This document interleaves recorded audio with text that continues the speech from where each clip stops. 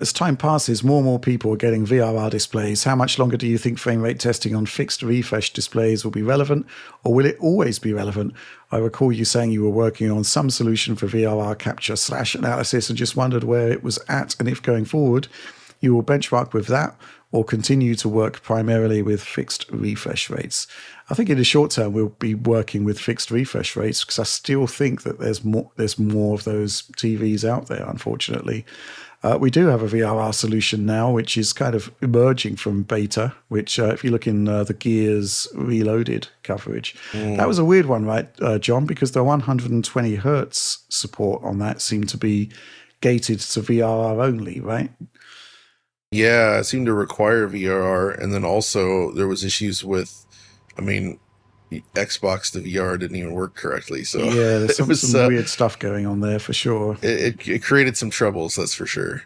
But if you look at the Gears Reloaded video, you'll see that yes, we've kind of cracked VRR now at this point on consoles, so we can actually do it, can get accurate readings, does support low frame rate compensation. Frame times seemed, I think we're pretty accurate on that as well, which is kind of crucial. You could see on Gears, for example, the VSync versus effect versus VRR. I think we did a pretty good job of highlighting that. So we're kind of there at the moment, but I still think the majority of testing will probably be on fixed refresh rate displays, I think. Yeah, it's a different discussion on our PC, right, Alex? I think, I think everyone's pretty much got a VRR display on PC these days. The quality of the VRR displays, I can't attest to. I don't really know, but I think there's some really junky monitors out there, but there's enough good ones. The only thing that I want to say is that fixed rate testing gives me sometimes a greater insight into the things that just you still want a good frame time experience. Yeah. And fixed rate testing allows you to narrow that down a little bit easier than fully balls to the wall, unlocked performance testing. Because when you get into unlocked performance testing, if you're at the CPU limit, because your GPU is being underfed, so as Rich has said many times before, sometimes the frame times are way worse than they would have ever been if there was actually some CPU room there for it to breathe with. So I think fixed frame rate testing still has its point, and I think VSync makes that easier than relying on some sort of third-party tool to be doing this, where you're not sure if it's the issue with the third-party tool or if it's the issue with some other nebulous thing with the game is doing.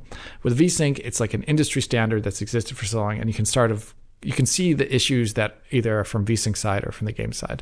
And so that's why I still like it, even in the era of so much ubiquitous VRR on PC.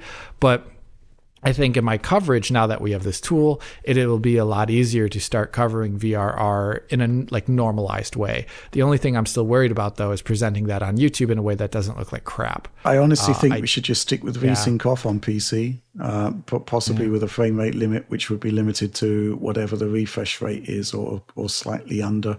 You could use NVIDIA's frame view or present mon for actual specific sort of data there. I think when presenting PC performance, is really there's the hardware testing performance and there's the user experience performance, which you were kind of touching on, Alex, right? Yeah. And I think most PC sites only do the hardware testing, the raw numbers, benchmark stuff, which is interesting. But I think also showcasing the ways to get the most consistent user forward experience is just as important. Yeah. And they are not the same. I have some issues in terms of the kind of way PC performance is presented to the audience in terms of everything has got to be running fully flat out. I still don't really see the point of, measuring frames that you don't see if you've got a 144 hertz display or 120 hertz display. And certainly, on the CPU side of things, it's the case that's you buy a CPU basically to improve your worst possible performance from CPU limited scenarios. Most of the time you should be GPU limited, right, for smoother performance. I'd go one further and say most of the time you should be hitting your refresh rate cap on your display.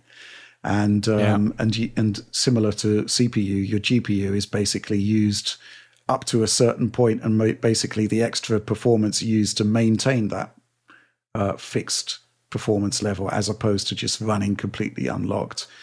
Which, if you did that on a G-Sync display, you'd basically be moving into screen tear territory, right? As you move out of the VRR window. Yeah, you really want to be at that reflex position all the time, and that is a hard thing to. I don't even know how you start editing, putting that into a video form, and start saying this is what we want to target, presenting that visually to a user. It's difficult. Getting that. It's difficult because their refresh rate cap might be different. Yeah, tricky. All right.